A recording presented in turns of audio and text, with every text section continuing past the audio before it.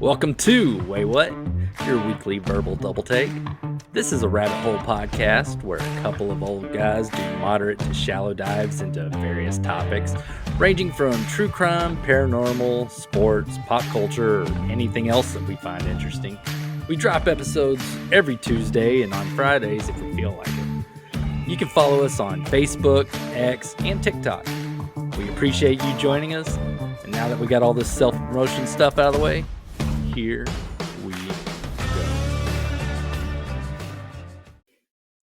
Hello. Welcome once again to another episode of Waywut. My name is Darrell. I've taken the lead today. And here I am with the guy who failed to pass on his webbed toes to his children, but somehow passed on his love of oily men publicly rubbing all over each other. Jason. You gonna talk about wrestling? I was going to say the irony of the shirt that I'm wearing right now, me making fun of you about wrestling, is not lost on me. I was picking out my shirt for this. After I put it on, I was like, oh, God, I make fun of Jason for liking wrestling. Oh, well. You know, they re-signed, WWE re-signed him. Oh, Rusev? Mm-hmm. Cool. I can't wait to watch them waste him again. Yeah. Well, I mean, with Triple H in charge now. All right. Now that we ran everybody off from this episode, this is nothing to do with that. Has nothing to do with what we're going to talk about today. However, this rant that I have about enablers kind of does a little bit, at least. Blood is thicker than water is a saying that you hear way too often. Guess what? Blood also carries diseases that can ruin your life. So it's not that big a deal. Feeling obligated to help someone just because you share whatever number of genetic markers is stupid. It makes no sense. They're family. I gotta help them. Yeah. I am proud that I have been able to cut people out of my life like someone would cut out paper dolls with scissors. You know, gone, done. I've done that with friends that turned out to not be very good and family members as well. It's just, you know, I ain't got time for that bullshit. Yeah. I'm not saying that I'm this cruel person that will never help anyone. I'm talking about bad people that make no effort to improve their situation or just expect to be lifted out of whatever predicament they constantly put themselves in. Or even worse, the kind of person that just sees kindness and trust as something to use to screw over whoever's showing them that kindness or trust. Yep. Which never makes sense to me. It's like it's like, oh wow, yeah, here's a source of food and money. I better screw it over. Yeah. Don't bite the hand that feeds you. Yeah. I know, and in some cases have known, people that continually allow someone to abuse their kindness or repeatedly betray their trust just because that person is family. It's because of witnessing this firsthand and way more times than I ever wish I had, that if I see or experience any person even attempting to do that, then I cut ties with them. Or at the very least, if it's hard to cut ties, I will limit ties with that person. If you're not sure if someone in your life is like one of these bad people that I'm talking about, here's an easy thought exercise. Imagine you and the person that you don't know if they're like this abusing person. Imagine you're both running from zombies, and then that person trips, and the zombies start chomping on their legs. Is this person A, shouting at you to run and save yourself, or B, they're holding onto your leg, not letting you run, saying, "Save me! Save me!" If you're being honest to yourself and they are the first person, then cool. Help them out. Do what you can. If they are the kind of person that would, hold you back and risk your safety and well-being, well, then you're probably better off cutting that person off the same way you would cut in the zombie situation, the same way you'd cut their hand off if they were holding onto your leg, not letting you run away. You're already gone. Too late. Or, if you're, say, the type of person that's okay dying with whoever it is, or die trying to save that person that's pretty much already dead, then you need to go to therapy and get that shit sorted out because you're fucking broken. You Hmm. don't have enough self-worth. So stop helping people that only continue their existence through help. The world is sink or swim. If someone is sinking, then they deserve maybe a couple of efforts to help keep them above water. By then, they should be able to swim on their own. But if you're constantly holding their head above water, eventually you're just going to sink with them. Very true. Bad family members, when you just boil it down, are just bad people. Same way as some other person on the street you don't know. If they're doesn't matter if they're a family member or not, they are still just a bad person. And there's no amount of blood or legal documentation that obligates you to go down the drain with them. No.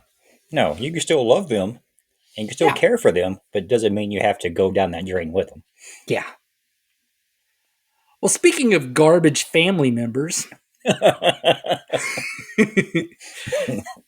do you remember our episode called Hometown Psycho? Yes, I do. All right. Well, for those of you who don't, in episode 25, I talked about the serial killer, Charles Albright, who was also known as the eyeball killer, who was also known as a teacher at the high school that Jason and I went to before we went there. The Charles Albright, was adopted by a crazy woman that was very concerned about raising a man that would grow up greedy for sex. And so she would chaperone all his dates when he was a teenager. Yeah, She that makes also it better. Yeah. She also encouraged his hobby in taxidermy. So all sorts of weird shit whenever this guy was young and he grew up to be a killer. If you want to know everything else that happened, go listen to that episode. I'm not going to recap the whole thing. It's a good one. I bring it up because that crazy lady has inspired this first in a series of episodes. Ooh. About the family life of various serial killers. Oh, okay.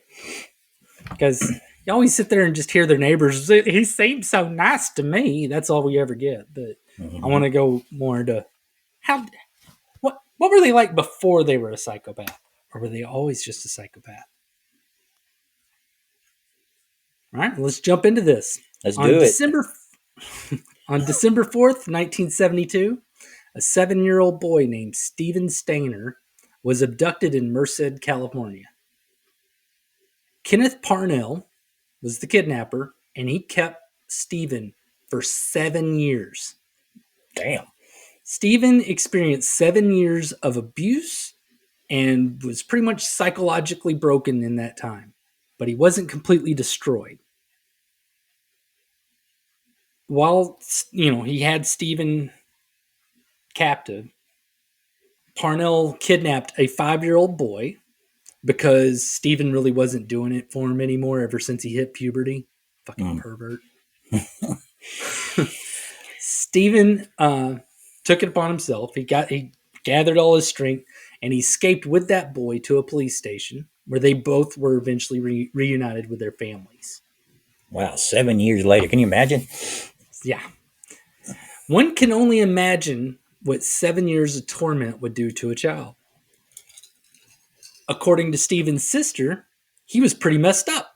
and he never received any kind of like therapy, except for some brief counseling right after he was initially discovered. Really? Well, not discovered, recovered. She claimed that their father insisted that he didn't need counseling. I mean, he was just getting, diddled by a man for 7 years. That's not going to... He's fine. Just rub some dirt on it. Yeah, shake it off.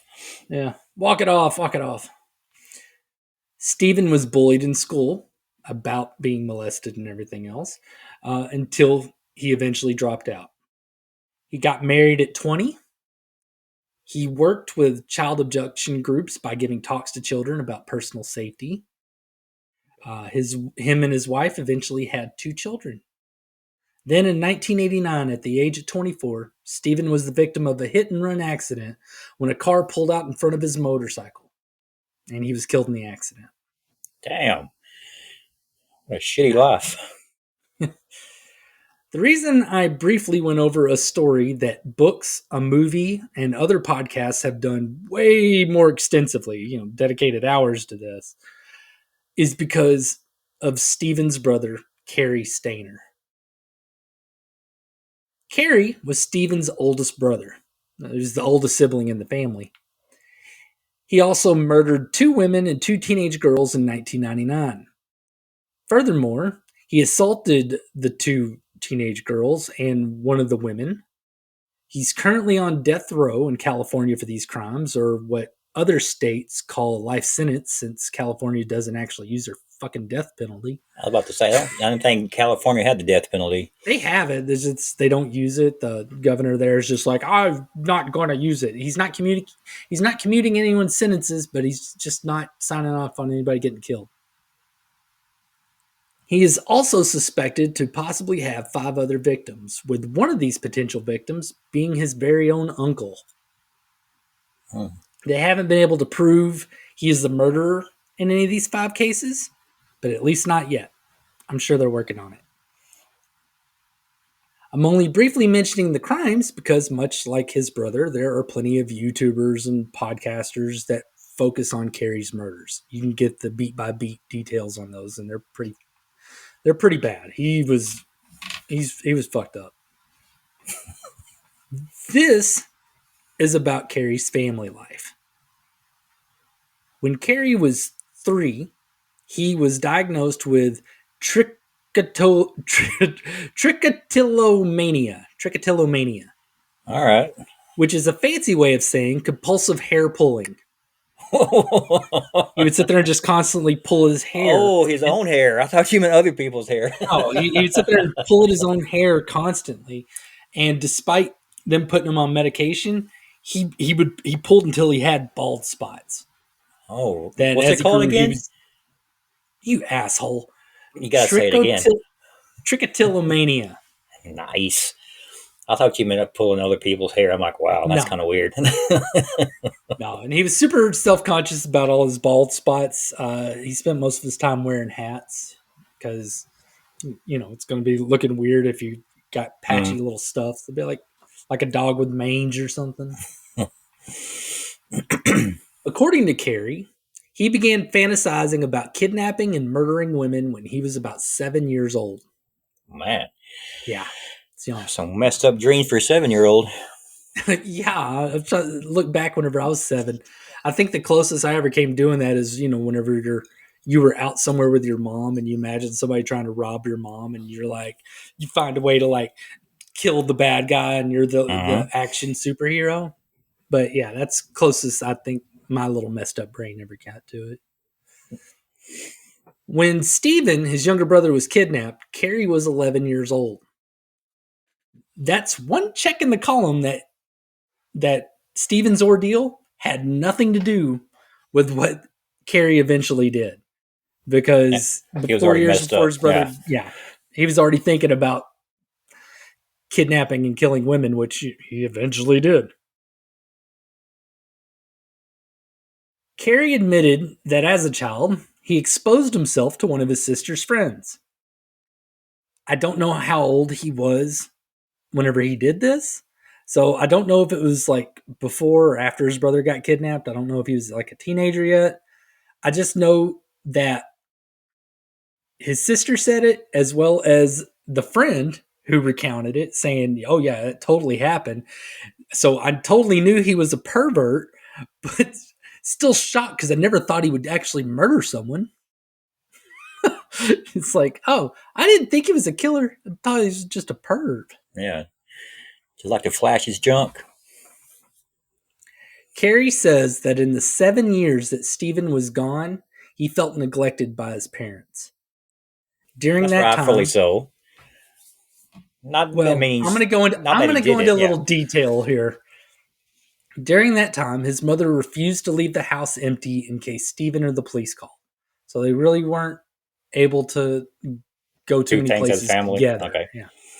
The father would search any ground where it looked like it had been freshly dug, and occasionally follow strange-looking vehicles he'd see on the highway. Once again, put I, yourself in I another get it person's shoes and you have no idea how you're going to react. exactly, but I mean, for 11, 12, 13-year-old kid, that's still You watching got your other kids to worry parents. about too. I know. You got to be a mom and dad for the other ones too, not just the one that's missing. But I know how, like earlier, I said they didn't really go on a lot of family trips. The family would go on long road trips to talk to potential witnesses or informants. So, I mean, everything they did kind of surrounded this. I mean, it permeated every aspect of their lives. Uh, Stephen and Carrie's sister said that the Stayner children all felt like it was their job to not upset their parents. So they Mm-hmm. kept their feelings to themselves and they took care of themselves. Man, it's She, tough. yeah, yeah. She also said that they could not watch the news in the house because if the news mentioned Stephen, their dad would just start crying. So, I mean, you got this a very emotionally volatile house where you're not exactly able to express emotion Yeah, you're walking on because eggshells it's around just going to everybody. upset. Yeah. Eventually, after Cary was caught and arrested at his trial, their father, Delbert Stayner, even admitted that he had been so concerned with Stephen that he had hardly spoken to Cary. He Dang. also admitted that whenever he did, he was especially hard on him. Because, I mean, he's the oldest. You always expect the Mm-hmm. oldest to shoulder some of the burden of things. Yep. Their mother claimed that Cary felt responsible for Stephen's abduction because he was his big brother. He's supposed to protect him. This story was backed up by one of Cary's childhood friends that said Cary loved his brother. And when they were young, he would constantly looking out for Stephen and played with him all the time, even though there was like a 4-year age difference between them. They would still hang out all the time. Speaking of his mother, throughout Cary's trial, they would refer to her as unemotional and the disciplinarian of the household. She did not contradict any of those statements, and if anything, and reinforced it, saying that's how she was raised. She told a story about her father, Stephen's grandfather, that whenever he talked about Stephen's disappearance, he referred to it as a good thing because now she only had to take care of 4 kids. Oh my God. That is some 1800s mentality shit where you just keep spitting out kids because you know half of them are going to die. Yeah. Damn. You need a lot of kids to work on the farm. Yeah, well, this guy, he's going to get a lot better right here. When she was growing up, her father didn't allow tears because it would make her seem crazy like her mother. Stop fucking crying. That's what I'd your give you a mom did. reason to I cry. threw her out. So That's she terrible. confessed that that was the mentality that she brought with her to her own family. The mother also noted that Cary had always been a loner, but after Stephen was killed in the hit and run, Cary retreated further from everyone. Damn, how can you Which get further away from being alone? his the way you do that is you move over next to a national park where you do odd jobs, and there's campers and all sorts of people because it's a very isolated area. It's a national park. His whole thing was he was killing people near the Yosemite National Park. That's where all Uh-huh. 4 of his victims were. Okay.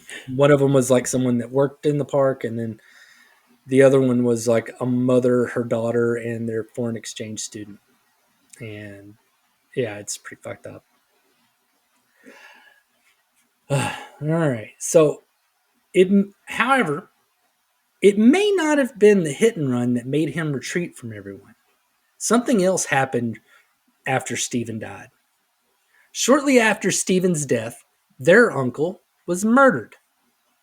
When Cary Man. was 28 years old, he lived with his uncle, Cary Stayner.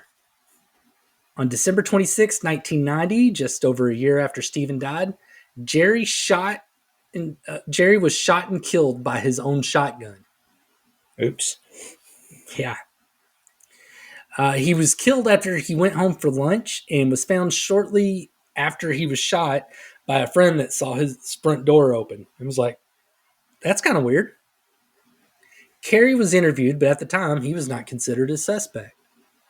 One source that I found says that Cary claims that his uncle Jerry molested him sometime after Steven was kidnapped. I can only think of a couple reasons that you move in with an uncle, a creepy uncle like that. One of them, I'm not going to vocalize because I don't want to have any sound clips of me saying it. And the other is revenge. Mm. His murder is still unsolved, but being that his roommate was later to be found to be a serial killer, then it definitely moved Cary up on the suspect list. The thing is like at the time he didn't retreat away from everybody. That was he was with everybody. It was after that's whenever he retreated away from everybody. And I doubt he was so broken up over his creepy, dirty uncle where that was going to make him isolate. Killing his dirty, creepy uncle, that might make him get away from everybody for a while. Mm-hmm. Try to keep that monster at bay. No, the opposite. Well, learn how to keep it at bay. Like I'll Dexter. get to that. No. No. No. No. This is one of those things where whenever he retreated away from everybody, it wasn't to fight off the beast. I think it was more to sink deeper into it. No, just sink deeper into it. Let it take control. When Steven came back home, Cary was 18 years old and in his last year of high school. The high point of his senior year, he got voted most creative because he was really good at drawing. Downside, after 7 years of having his own room, he had to share his room with his newly returned brother. Bummer. The Steven that the Stayners got back was not the same Steven that was taken from him. He came back after going through hell, which takes a toll. But he also came back as a smoker and drinker because kidnapping child molesters apparently aren't very good at raising kids. His parents tried to rein Steven back in, and it made their home life very volatile as everyone readjusted. So there were a lot of screaming arguments and fights and everything. Before, everybody was uptight because, the parents were emotional wrecks that were ready to fall to pieces at any moment. Now, they got the kid back. They're on cloud nine, but the kid's kind of fucked up because, he got stolen for 7 years and violated a lot. And they're like, you can't, you're 14 years old. You can't smoke and drink. He's like, fuck you. I can do whatever I want. Yeah, watch me. Yeah, pretty much.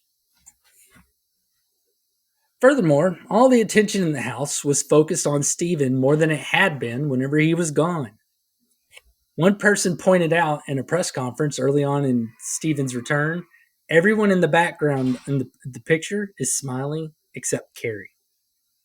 Personally, I think that's kind of looking at Cary through serial killer glasses because everything I saw said that he was a loner, weird, and not very emotional. So I doubt he was much of a smiler to begin with. Yeah. A lot of people are like, oh, he was happy to have his brother back, but he really wasn't happy with how it was impacting his life. The reason I bring up all of this attention stuff is because once captured, Cary said something that was pretty jacked up. An FBI agent asked if Cary wanted to talk. So it was the opening of an interrogation. That's how they always do it. See if they get you to just start spilling with no effort. Cary's response was, I want you to get a hold of some producers in Los Angeles. I want a movie of the week made about my story. So the assumption that a lot of people take from that is that he wanted the same level of attention that his brother got. Because there was a movie. It was a movie of the week made about him. Made for TV movie. It had, you remember Corin Nemec from Parker Lewis Can't Lose? No. Remember that show in the 90s? No. Anyways, he played Steven. He played Steven Stayner, and it was called I remember my first name is Steven because that's what he told the cops. Is he couldn't remember his last name. Wow. Yeah. Cary and Steven's family don't agree with that assumption that he wanted the same attention that his brother got. And I agree that he did not assault, murder, burn, and decapitate his victims for attention. I think it was more. I think he was just kind of making the most out of his stupid situation. I mean, if he's busted, he knows he's going to prison, that they got him dead to rights. Why not get famous like his brother? He was just trying to take advantage of it. Yeah. The final part that I'd like to touch on is the Stayner's family's reaction to Cary's trial.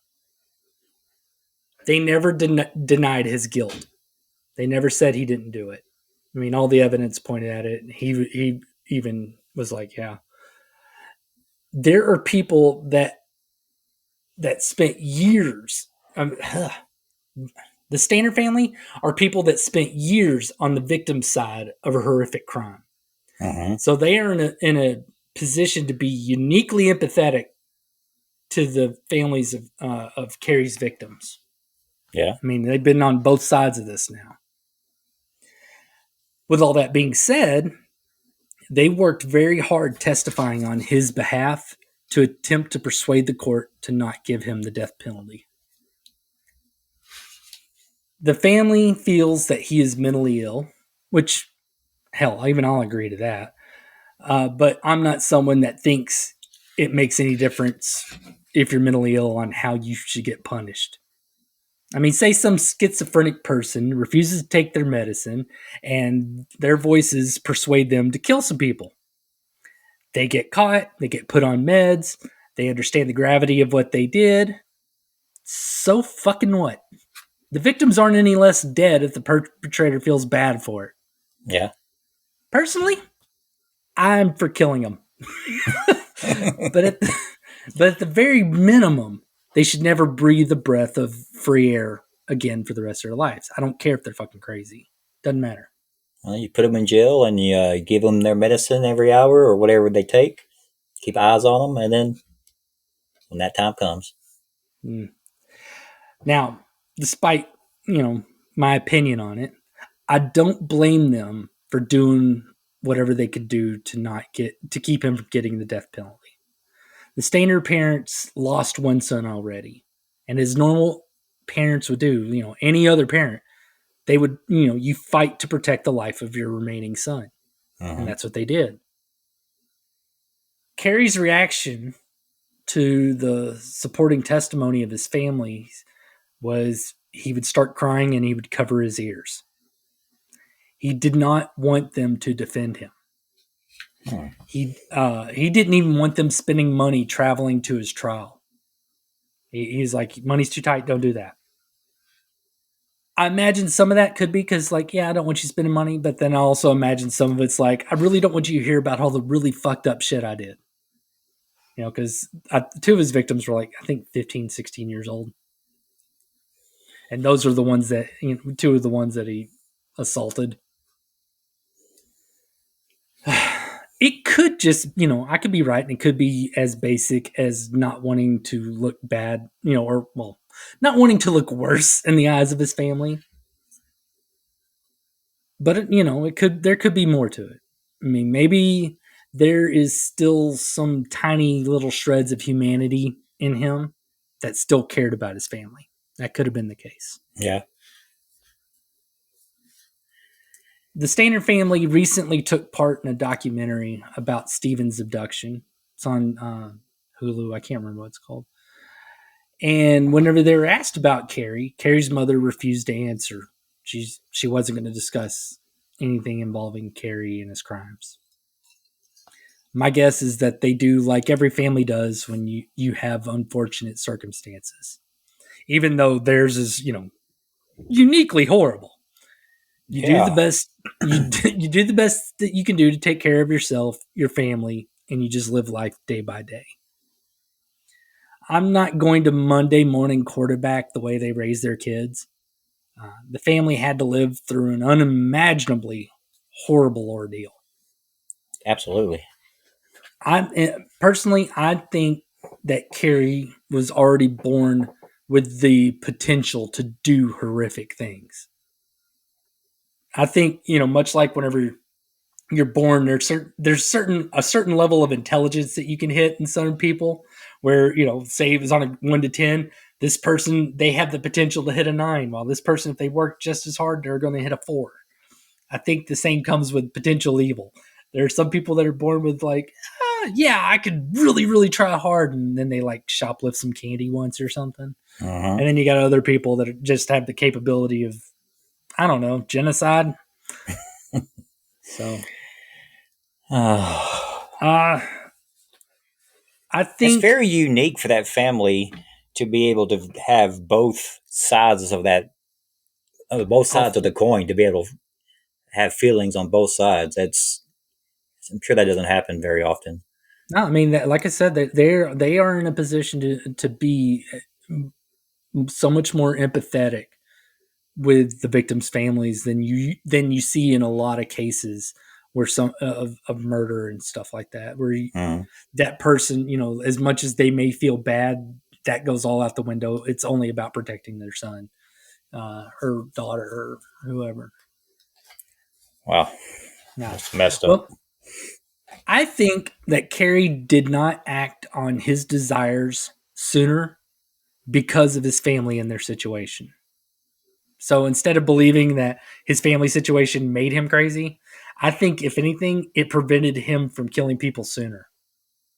Steven's kidnapping dominated that house for more than 7 years. The remaining Stayner kids had to take care of themselves, they had to take care of each other, and they had to take care of their parents. That probably kept them all very busy, especially with Cary being the oldest. Because, like you Absolutely. said, oldest always has to shoulder more. Yep. We both know this because we're both the oldest in our families. Uh-huh. We know it's like. Our younger sisters They don't had do it so shit. easy. Yeah.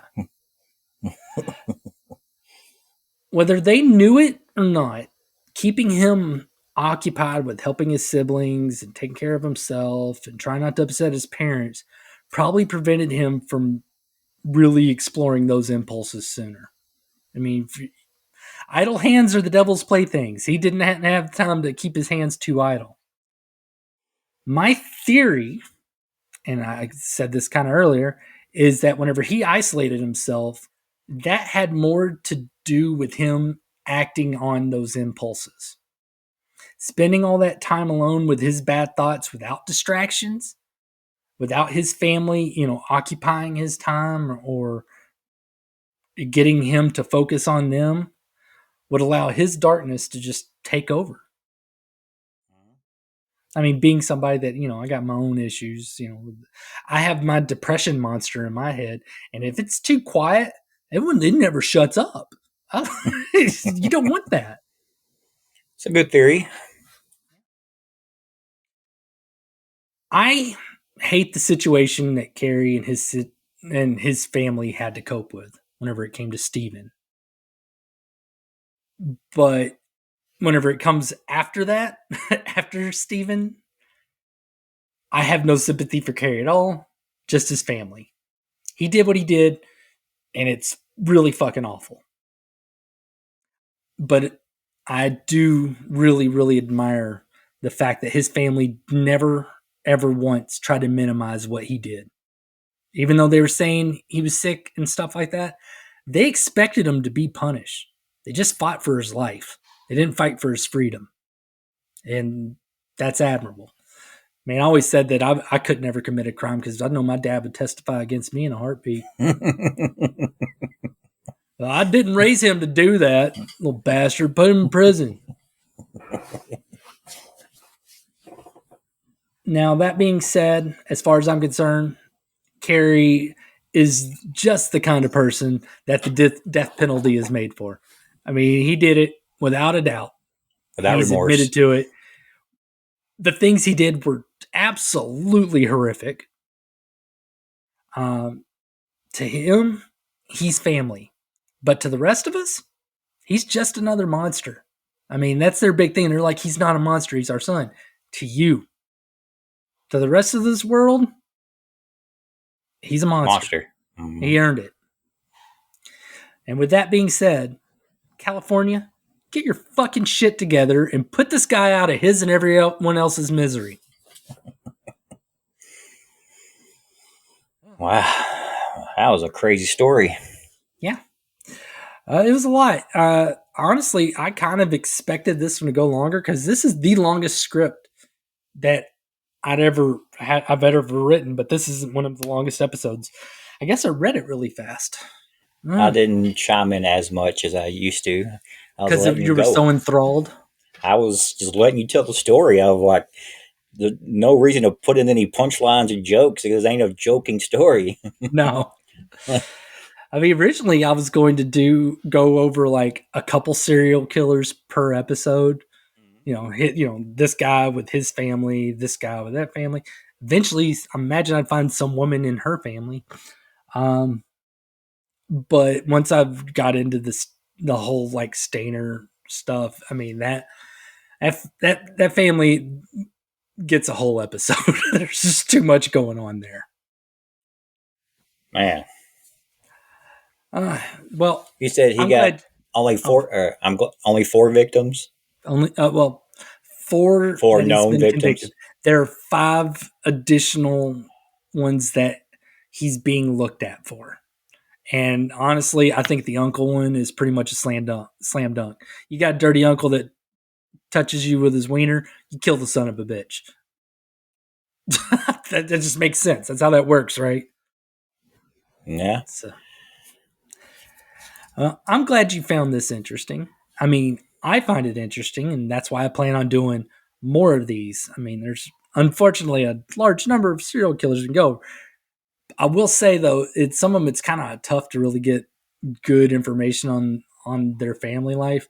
This one was easy because it's everywhere. That family was kind of had to live in the public for quite a while. So it's just amazing though that not only did you have a child that was abducted and you're part of a national look for him campaign or whatever you want to call it, and then you have another child who turned out to be a serial killer who's also it's everybody knows about it. That's just crazy. Yeah, poor family. I mean, what did they ever do? Why are they getting put through all that? I don't know. Cosmically, I don't get it. Maybe in a past life they were, I don't know, British royalty that were mean to people or something. I honestly don't know. Man, that's just terrible. All right. Well, if you found this as interesting as Jason and I, let us know in the comments. If we get some traction in the comments, I'll work on one of these sooner. Otherwise, I'll probably do another one in like a month or so. We'll see. Depends on what the topic garden, how bountiful it is. Or, whenever I look at my topic field. Well, I do have one quick question. When he was arrested, how was he found? Did he turn himself in, or they finally? No, he did not turn himself in. So the first 3 victims were all one thing. It was that mom or daughter and the foreign exchange student. They were staying in a hotel or motel that he was a maintenance guy at, and he got them to let him in, saying it was a maintenance issue. Went in, tied people up, did bad things, and so on and so forth. Kidnapped both the young girls, strangled one, burned the other. It's all sorts of fucked up shit. Well, he burned her after he killed her, I'm pretty sure. But then afterwards, like about a handful of months later, I think, there was a young lady that lived and worked over at Yosemite, and he basically snatched her from like her driveway, sexually assaulted her, and then cut her head off. And there was a clue left there. I can't remember what, but they were able to track him based on that. I can't remember if somebody saw his car there or something, but he got caught because he got sloppy on that one. I mean, he was sloppy with both of them, to be honest. I mean, he was not that kind of guy that's planning out his murders. He was one that got the impulse and then he acted on it. I don't think he was like some sort of brilliant Hannibal Lecter thing. I think he was a fucked up guy that pulled his hair. I was just wondering if he went easily or if he went out once they and they snagged drug him, him out of the room. No. Once they had him figured out, they if I remember right, they found him at a nudist colony. He liked going to nudist colonies. That was his whole thing. Whenever a lot of his friends and stuff said that he was probably most at peace, or he was like getting stoned in the woods while he's butt naked. Who isn't? Not me. That sounds horrible. That's how you get like Itchy, bug bites and things. Yeah, poison ivy in places. So they went to the nudist colony he was staying at, and it's like, okay, well, we know you ain't hiding nothing, so that one check place his to ass. check. Yeah, I got that one place to check still. It's like, oh yeah, sorry, let me bend over, and he starts shooting a gun from his asshole or something. His kegels are incredible. Yeah. What I don't know what is it kegels when it's the asshole too, or is that just the hoo-ha muscles? I think it's just the hoo-ha muscles. Huh. I don't know. I don't know what exercise you call for the sphincter. Good to know. If anyone knows, put it in the comments.